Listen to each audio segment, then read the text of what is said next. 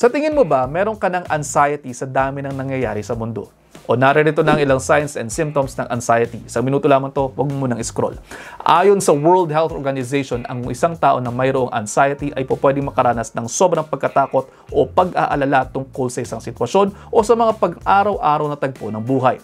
Pwede rin silang mahirapang mag-concentrate o di naman kayo gumawa ng tamang desisyon. Pakiramdam nila, pwede silang maging irritable, pwede ring tense, restless. Pwede ring magkaroon sila ng pakiramdam na masusuka at nananakitan siya na may kasamang palpitations, pamamawis at panginginig tuwing mayroong mga triggers na sitwasyon sa kanila, pero na-rule out na rin dapat natin ng iba pang mga organic causes tulad ng hyperthyroidism at problema sa puso. Pwede rin silang makaranas ng hirap ng pagtulog at pakiramdam na parang may masamang mangyayari sa kanyang paligid. Paminsan-minsan, hindi naman masama ang mag-alala, pero kung nakakagambala na ito sa pang-araw-araw ninyong buhay o trabaho, pinakamainam na magpakonsulta sa inyong mga doktor para mabigyan ng tamang label kung ano ang nararamdaman ninyo at mabigyan na rin kayo ng tamang gamot.